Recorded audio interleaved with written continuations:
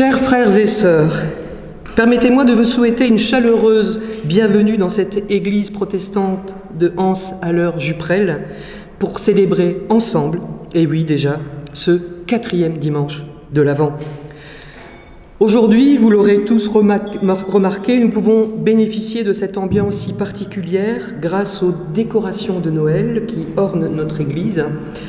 Soyez-en remerciés, petits comme grands ou moyens, qui avaient participé de près ou de loin à ce temps de convivialité qui s'est déroulé après le culte intimiste et chaleureux de la semaine dernière.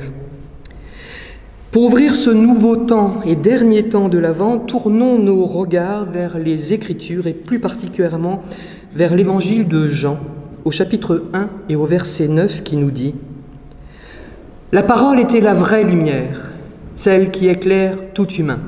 Elle venait dans le monde. »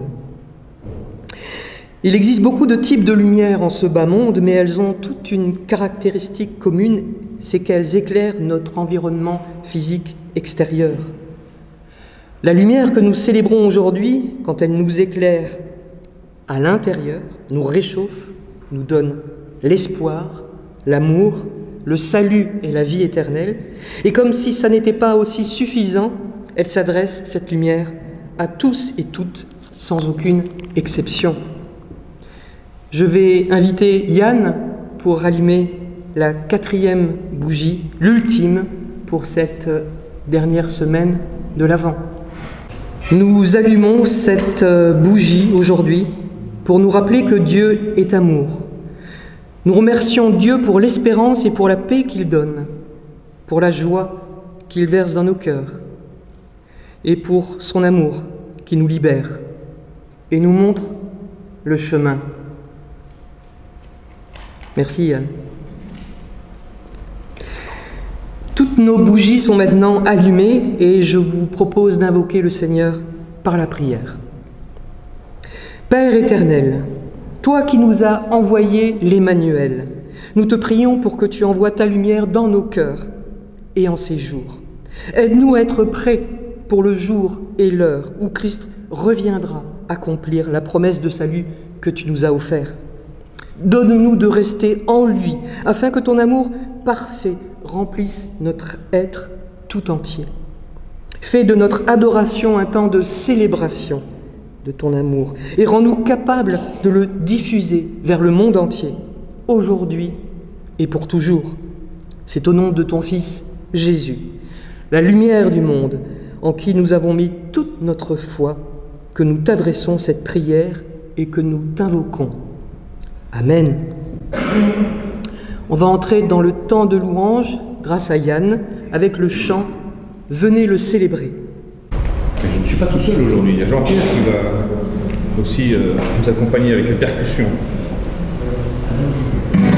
Venez le célébrer, son grand amour, venez le chanter, le Fils de Dieu est venu, donner la vie, te fait voir, car tu nous fais partager ta joie, et nous offrons en ton honneur, chant d'amour Seigneur. Venez le célébrer.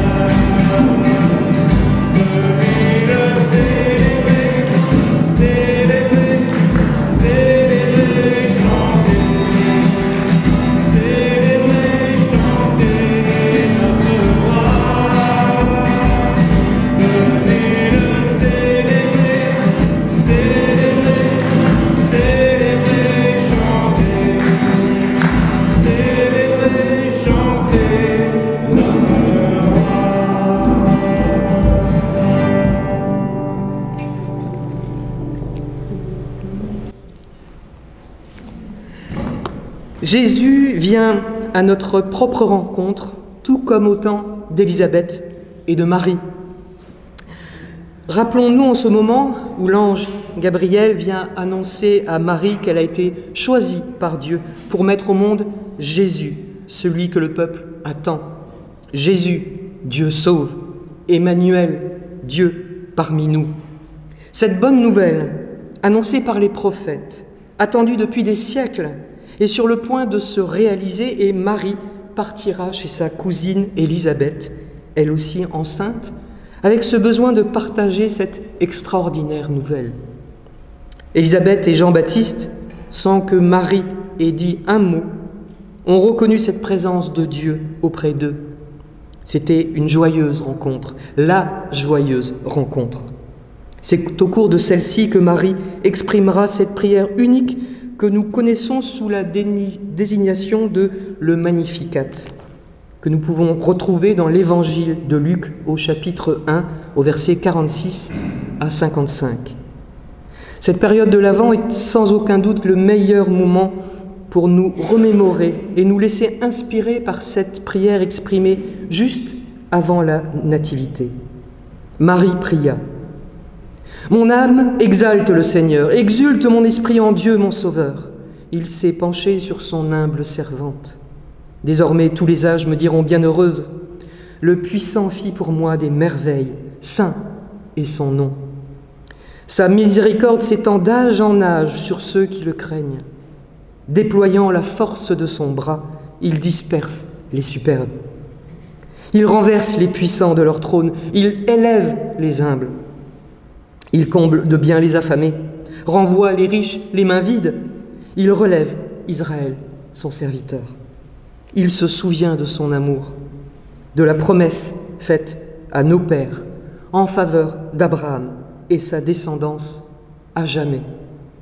Amen. Chers frères et sœurs, quand Dieu viendra nous visiter, soyons également prêts à l'accueillir totalement, sans réserve.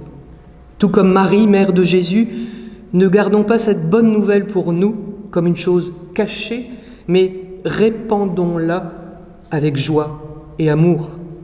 Nous allons continuer notre louange avec Yann et Jean-Pierre, avec 2 chants, Lumière du monde et Je suis né pour te louer.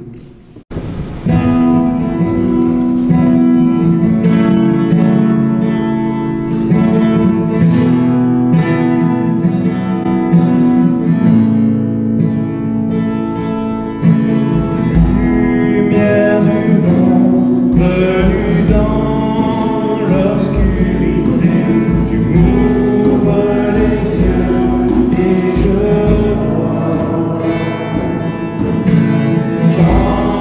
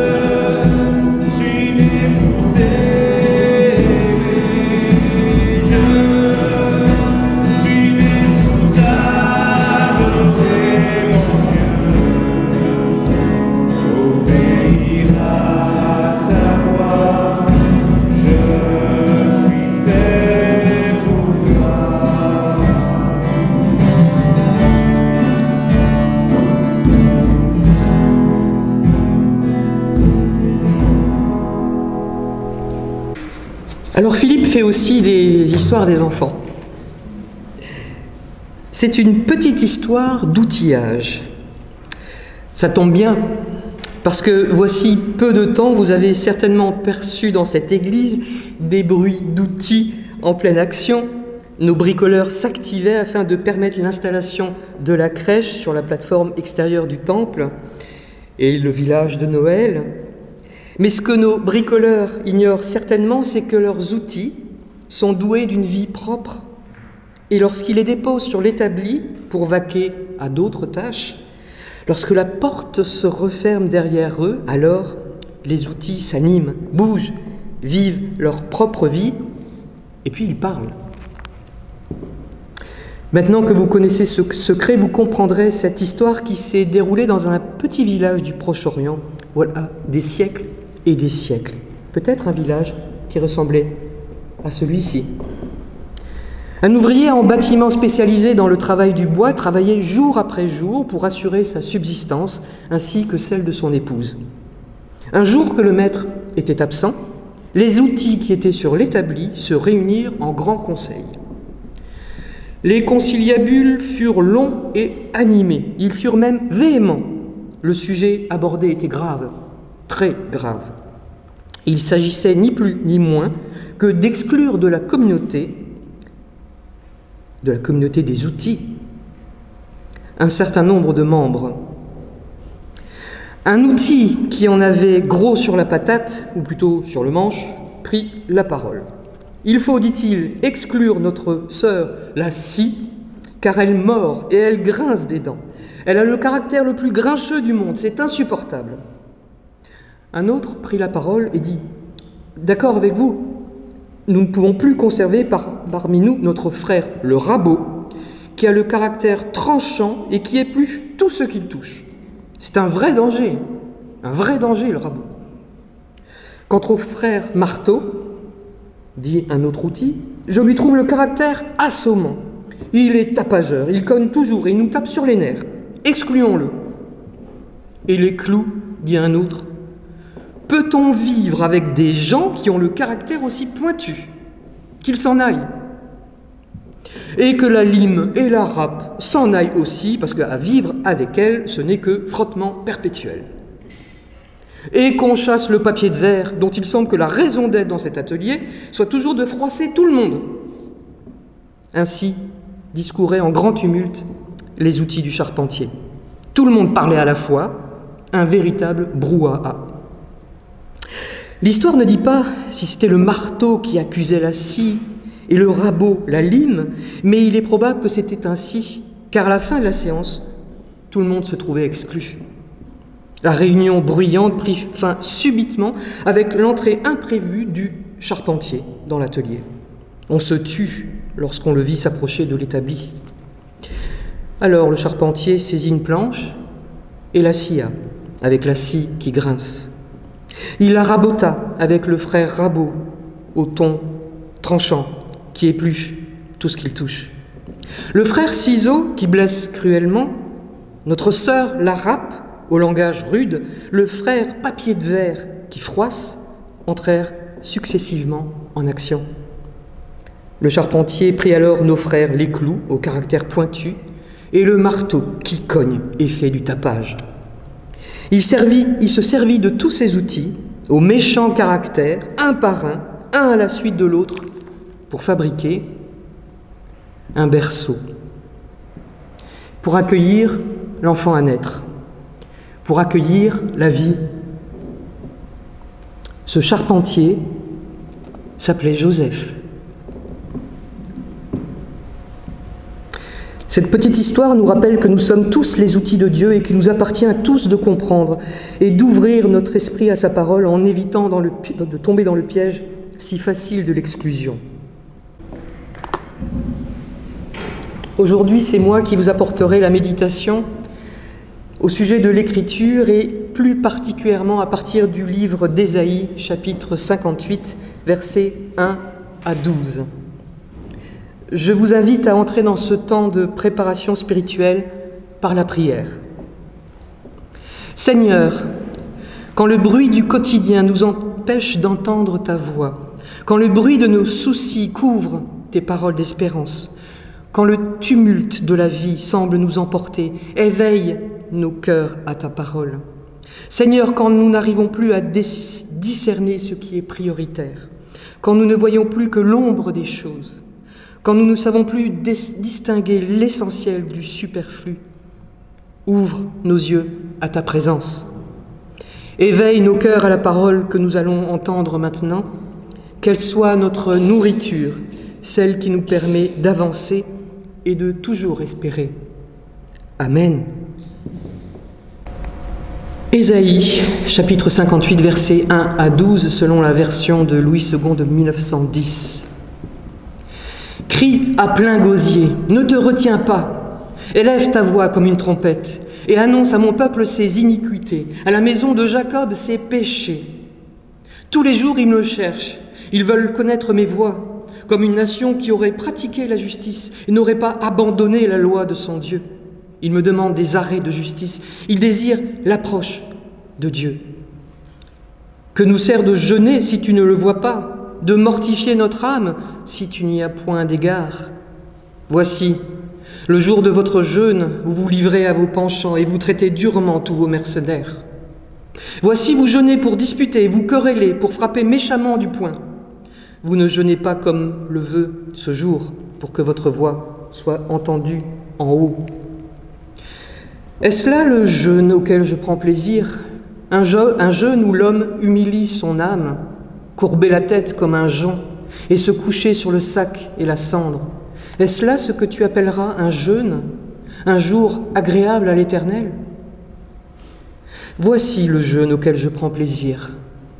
Détache les chaînes de la méchanceté, dénoue les liens de la servitude, renvoie libres les opprimés, et que l'on rompe toute espèce de joug. Partage ton pain avec celui qui a faim, et fais entrer dans ta maison les malheureux sans asile. Si tu vois un homme nu, couvre-le, et ne te détourne pas de ton semblable. Alors ta lumière poindra comme l'aurore, et ta guérison germera promptement. Ta justice marchera devant toi, et la gloire de l'Éternel t'accompagnera. Alors tu appelleras, et l'Éternel répondra, tu crieras, et il dira, me voici.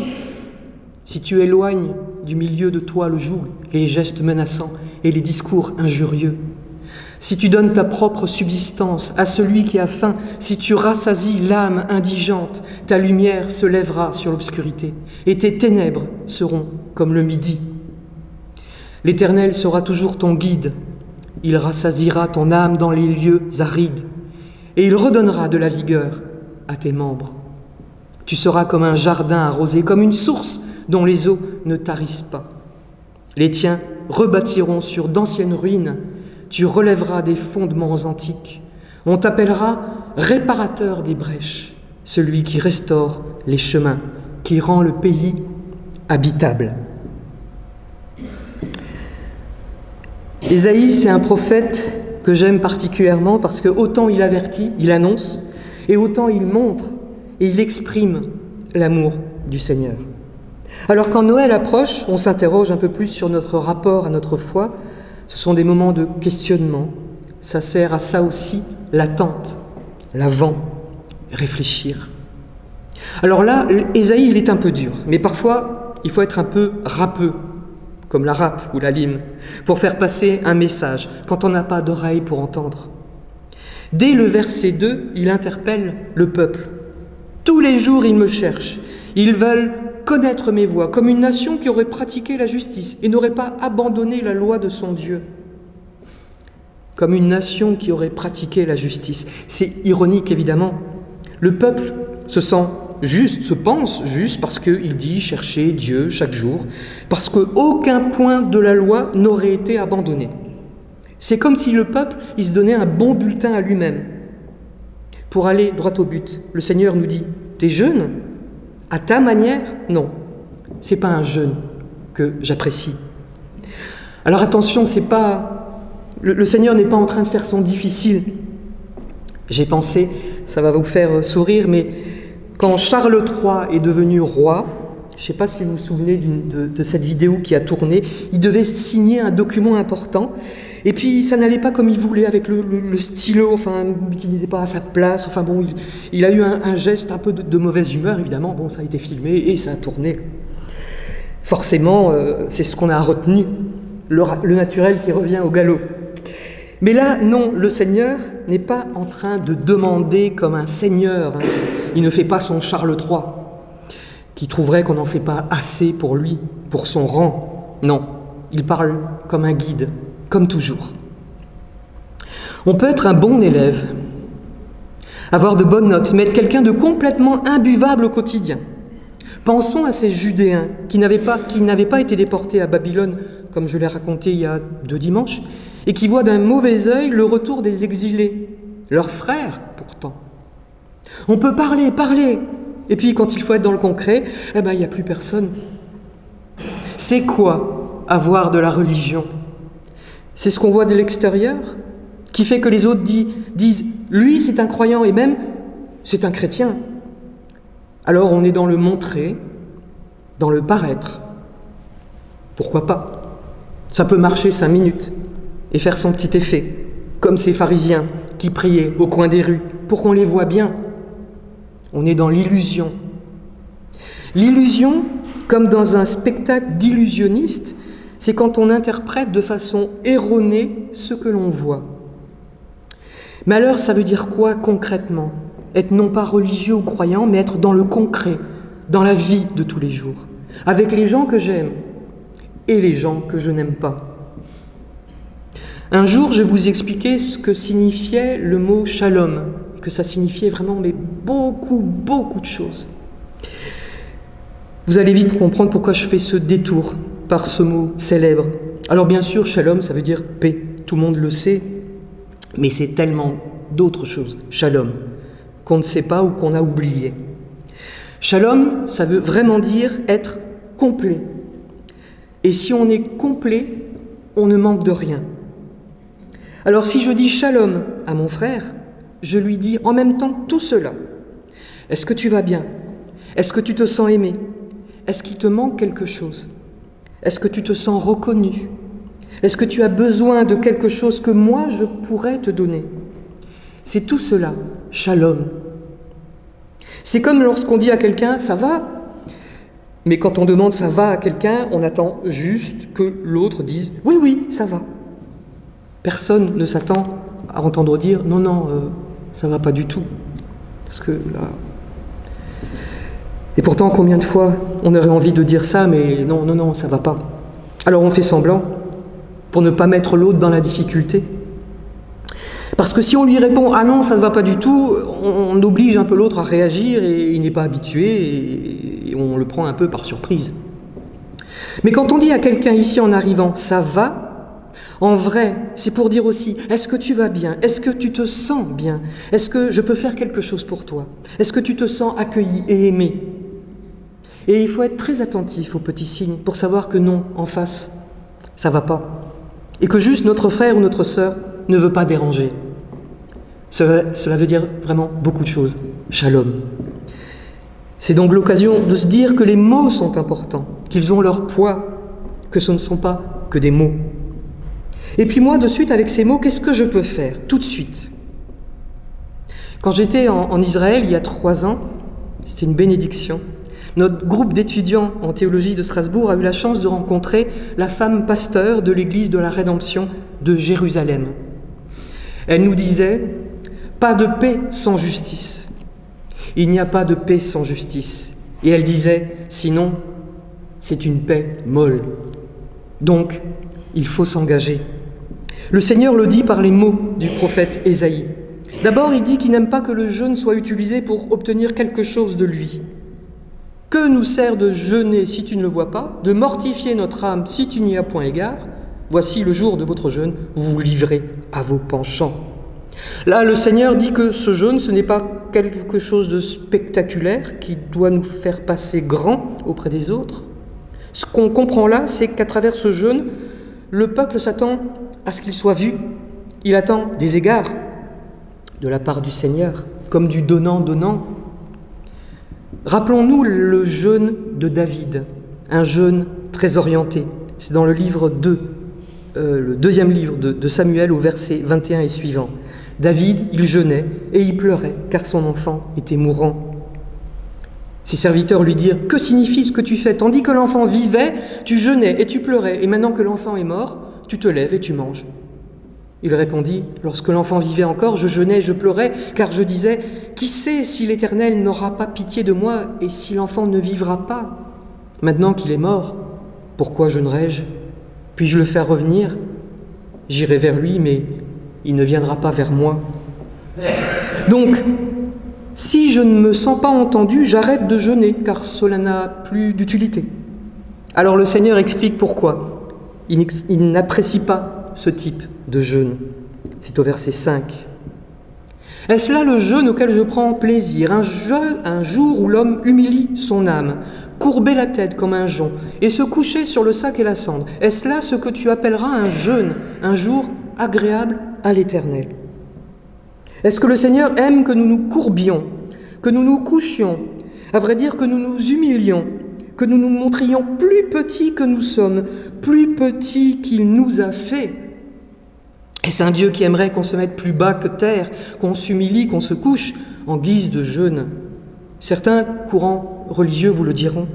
Mais justement, on n'est pas dans la religion, on est dans l'amour de Dieu pour nous et dans l'amour de nous pour Dieu. Car si on accepte de s'humilier tout le temps et de se coucher, alors on sera comme des hommes qui rampent toujours. Il y a des églises qui enseignent cela, mais l'Église, ce n'est pas le Seigneur, heureusement. Et quand on rampe, on n'est pas capable de faire beaucoup de choses. D'abord, on n'avance pas vite. Et puis on a une vision bien basse. Et puis ça sert à quoi de se rabaisser sans arrêt? Mais si on est debout, si on a les yeux levés, alors on a plein de possibilités.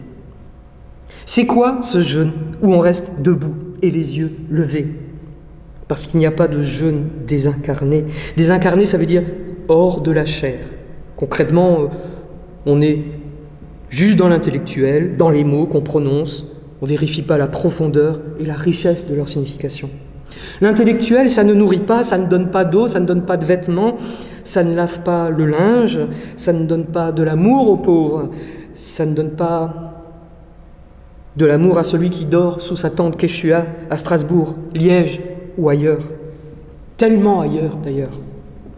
Or, suivre Jésus, c'est ça, être dans l'incarné, la vraie vie, qui nourrit, lave le linge, accueille, donne à manger, dit bonjour, fait un sourire, regarde.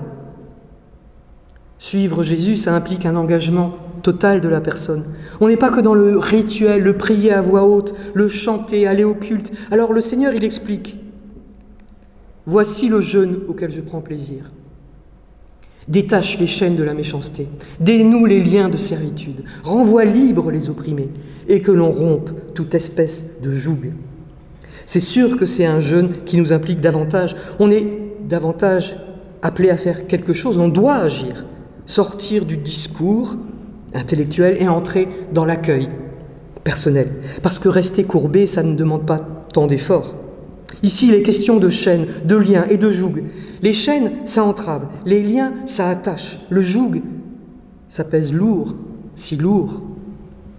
Toute chose qui nous empêche de marcher librement, qui nous empêche aussi de respirer à plein poumon. Comme si on marchait dans du béton frais. Ça nous ralentit, ça nous empêche d'aller à notre rythme, parce qu'on n'a pas tous le même rythme, et c'est très bien comme ça. Alors détacher, dénouer ce qui maintient mon prochain comme dans une prison, faire en sorte que ceux qui sont emprisonnés dans leur situation économique, dans leur pauvreté, dans leur détresse morale, soient libérés. C'est compliqué. Et puis non, le Seigneur nous donne des exemples, comme un professeur qui donnerait des exemples après une leçon de grammaire. Partage ton pain avec celui qui a faim. Fais entrer dans ta maison les malheureux sans asile. Si tu vois un homme nu, couvre-le et ne te détourne pas de ton semblable. Partager, faire entrer, prendre soin, regarder, c'est associer le rituel à une éthique de vie. C'est viser la justice sociale, comme le disait cette femme pasteur rencontrée à Jérusalem. Pas de paix sans justice, sinon c'est une paix molle. Voilà ce que nous pouvons faire, viser la justice sociale. La foi fonctionne avec l'agir. Je me souviens, il y a longtemps à Strasbourg, nous jeûnions en groupe le vendredi durant le carême. Ce n'était pas pour nous priver de nourriture seulement, parce que sinon on aurait été les seuls gagnants de l'affaire. On aurait d'abord économisé de l'argent, puisqu'un repas était sauté, et puis on aurait peut-être un peu perdu de poids. Parfois, c'est assez bienvenu. Non, nous jeûnions, mais nous prions aussi pour la paix et la justice. Et aussi, et surtout, l'argent économisé à sauter ce repas était rassemblé chaque vendredi pour donner à une association caritative, pour nourrir d'autres gens. Jeûner, prier, partager, ça allait ensemble. C'est une façon de répondre au double commandement qu'on lit dans la première lettre de Jean, chapitre 4, verset 20. « Si quelqu'un dit « j'aime Dieu » et qu'il haïsse son frère, c'est un menteur. Car celui qui n'aime pas son frère qu'il voit, comment peut-il aimer Dieu qu'il ne voit pas? Et nous avons de lui ce commandement, que celui qui aime Dieu aime aussi son frère. » On peut bien sûr dire « mais moi je ne hais personne », c'est sûr, ne rien faire, c'est pas faire du mal. Mais on peut se poser la question, est-ce que faire du mal par omission, ça existe? Mais oui. Je vous propose de retenir surtout « Shalom ». Est-ce que tu vas bien? Est-ce que tu te sens bien? Est-ce que je peux faire quelque chose pour toi? Est-ce que tu te sens accueilli et aimé? Et j'ai retrouvé ces paroles d'un cantique qui résume en quelque sorte mon message de ce matin. Il le résume complètement. Les auteurs en sont Michel Skwarnek et Joe Akepsimas. Si tu dénoues les liens de servitude, si tu libères ton frère enchaîné, la nuit de ton chemin sera lumière de midi. Alors de tes mains pourra naître une source, la source qui fait vivre la terre de demain, la source qui fait vivre la terre de Dieu. Et je vous propose d'écouter ce cantique qui est directement inspiré du texte d'Ésaïe ce matin. Et si vous connaissez l'air, n'hésitez pas à chanter, surtout. La nuit de ton chemin sera lumière de midi. Nous, les liens de servitude, si tu libères ton frère enchaîné, la nuit de ton chemin sera lumière de midi. La nuit de ton chemin sera lumière de midi. Alors de tes mains pourra naître une source, la source qui fait vivre la terre de demain, la source qui fait vivre la terre de Dieu.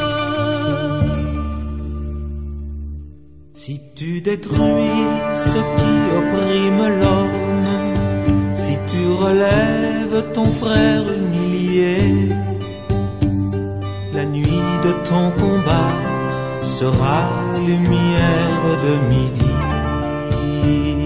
La nuit de ton combat sera lumière de midi. Alors de ton pas pourra naître une danse, la danse qui invente la terre de demain, la danse qui invente la terre de Dieu. Si tu dénonces le mal qui brise l'homme, si tu soutiens ton frère abandonné, la nuit de ton appel sera lumière de midi. La nuit de ton appel sera lumière de midi. Alors de tes yeux pourra naître une étoile, l'étoile qui annonce la terre de demain, l'étoile qui annonce la terre de Dieu. Si tu abats les murs entre les hommes, si tu pardonnes à ton frère ennemi, la nuit de ta passion sera lumière de midi.